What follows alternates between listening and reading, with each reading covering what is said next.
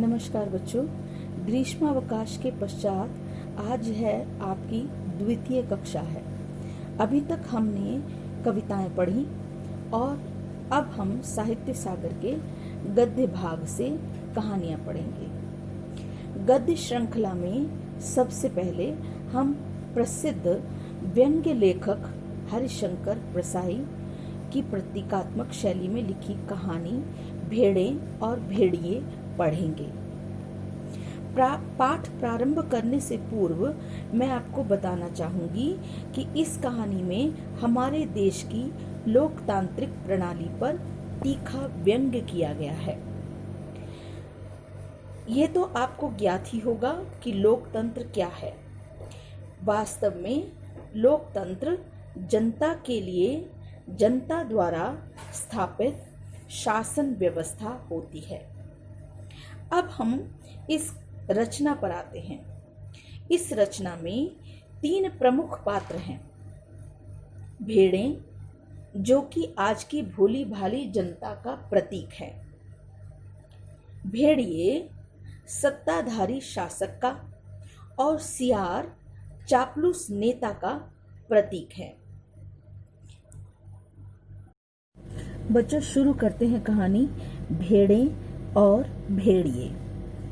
एक बार एक वन के पशुओं को ऐसा लगा कि वे सभ्यता के उस स्तर पर पहुंच गए हैं जहां उन्हें एक अच्छी शासन व्यवस्था अपनानी चाहिए, और एक मत से यह तय हो गया कि वन प्रदेश में प्रजातंत्र की स्थापना हो।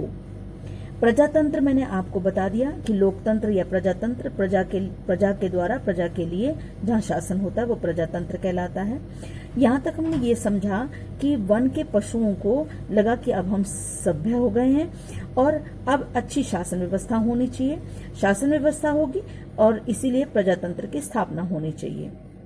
पशु समाज में इस क्रांतिकारी परिवर्तन से हर्ष की लहर दौड़ गई कि सुख समृद्धि और सुरक्षा का स्वर्ण युग अब आ गया, और वह आया कि प्रजातंत्र स्थापित होगा तो सुख समृद्धि यानी कि संपन्नता होगी और सबको सुरक्षा मिलेगी।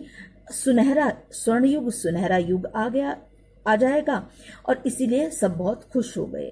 यानी कि ये जो रेवोल्यूशनरी क्रांतिकारी यानी कि रेवोल्यूशनरी जो परिवर्तन आया है, क्रांति कर देने वाला जो परिवर्तन आ रहा है, उससे संपन्नता मिल आएगी।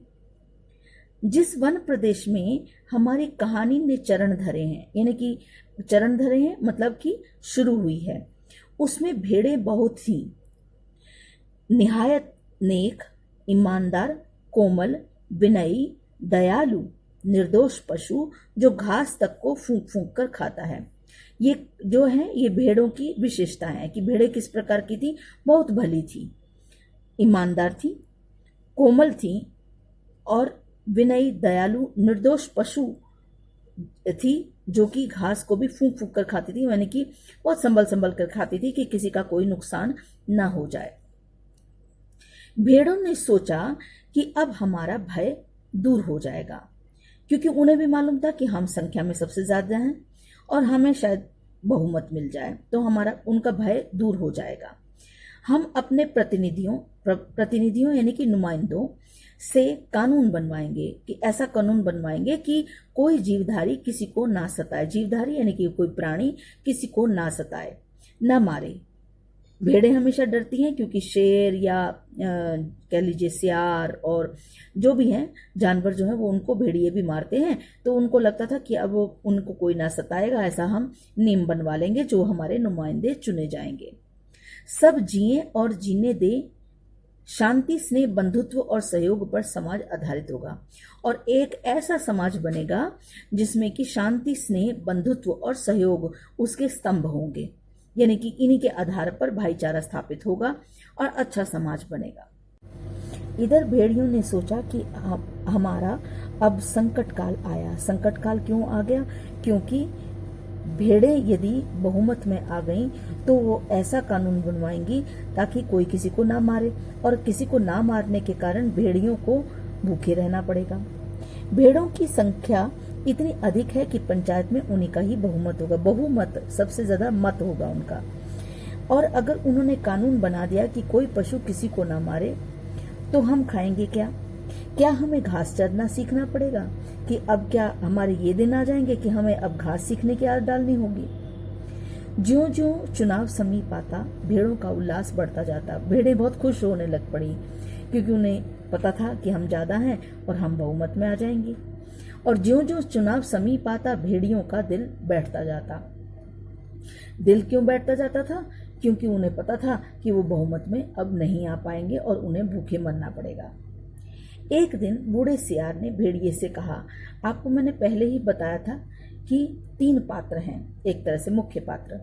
तो भेड़िए और अब ये सियार आ गए। सियार मैंने आपको बताया ही था कि सियार कौन है। आज के समय में सियार वो नेतागण हैं जो चापलूस होते हैं। तो बूढ़े सियार ने भेड़िए से कहा, मालिक, आज आप बड़े उदास रहते हैं, आजकल आप बड़े उदास रहते हैं। यहाँ पर आपने देखा कि इस जो वाक्य है उसमें चापलूसी ही दिखाई दे रही है, ठीक है। तो उसने बड़े उससे कहा कि आप तो बड़े उदास दिखाई दे रहे हैं। हर भेड़ी के आसपास 2-4 सियार रहते ही हैं। सियार जिनको कि आप गीदड़ या जैकॉल कहते हैं, तो 2-4 उनके आसपास रहते हैं। जब भेड़िया अपना शिकार खा लेता है, तब ये सियार हड्डियों में लगे मांस को कुतर कर खाते हैं। तो कहने का तात्पर्य है कि सियार जो होता है वो अपना शिकार खुद नहीं करता, बल्कि वो किसके ऊपर निर्भर रहता है? भेड़ियों के ऊपर निर्भर रहता है। भेड़िए जो शिकार करते हैं वो उसमें से बचा हुआ, जो हड्डियों में बचा हुआ मांस है, वो ये सियार खाते हैं और हड्डियां चूसते रहते हैं। ये भेड़िए के आसपास दुम हिलाते रहते हैं। दुम हिलाना मुहावरा ही है। दुम हिलाना यानी कि चापलूसी करना। उसकी सेवा करते हैं और मौके बेमौके हुआ हुआ चिल्लाकर उसकी जय बोलते हैं। मतलब ये एक तरह से बताया कि हुआ हुआ जो गीदड़ बोलते हैं या सियार जो बोलते हैं, वो एक तरह से उनकी चापलूसी भरे जय जयकार हैं, जय जयकार के शब्द हैं। तो अब आप इस पैराग्राफ में से अवतरण में समझ गए होंगे कि भेड़िए कौन है। आज के समय में जो शासक हैं भेड़िए हैं। सियार कौन है? जो नेता, जो उनकी चापलूसी करके उन जो भी उनको मिल जाता है वो उसमें संतुष्ट हो जाते हैं। तो बूढ़े सियार ने बड़ी गंभीरता से पूछा, महाराज, आपके मुख चंद्र पर चिंता के मेघ क्यों छाए हैं? यानी कि आपके चेहरे से जो है चिंता क्यों दिखाई दे रही है मुख चंद्र पर? ये एक तरह से जो बोला है ये कविता के भाव में बोला है, जैसे मानो कि उसको कविता करनी आती हो। खैर, भेड़िए ने कहा, तुझे क्या मालूम नहीं कि वन प्रदेश में नई सरकार बनने वाली है? हमारा राज तो अब गया कि अब वन प्रदेश में चुनाव होंगे तो नई सरकार यानी कि भेड़ों की सरकार बनने वाली है। तुझे मालूम नहीं है क्या? और हमारा राज तो अब चला जाएगा। सियार ने दांत निपोर कर मतलब दांत निकाल कर बड़े ही उस तरीके से कहा, हम क्या जाने महाराज, हमारे तो आप ही माई बाप हैं। अब देखिए, इनमें भी आपको चापलूसी दिखाई देती है कि आप तो हमारे माई बाप हैं, हम तो कोई और सरकार नहीं जानते, आपका दिया खाते हैं और आपके गुण गाते हैं। तो यहाँ पर भी चापलूसी दिखाई दे रही है कि हम आपका ही दिया हुआ खाते हैं, आप जो हमें देते हैं वही खा लेते हैं, उसी से हमारा गुजारा होता है। भेड़िए ने कहा, मगर अब समय ऐसा आ रहा है कि सूखियां हड्डियां भी चबाने को नहीं मिलेंगी कि अब, क्योंकि जब ना मारने का नियम बन जाएगा तो हड्डियां चबाने के लिए मिलेंगी नहीं। तो बच्चों, यहाँ आज की हम कक्षा यहीं समाप्त करते हैं। यहाँ तक का आप अच्छे से अध्ययन करें और अगली कक्षा में जो हमारी इंटरैक्टिव क्लास होगी उसमें से जो कुछ आपको ना समझ में आए हो उसके लिए तैयारी करके आए, पढ़ करके आए। यहीं से आज यहीं हम समाप्त करते हैं। आपका दिन मंगलमय हो। धन्यवाद।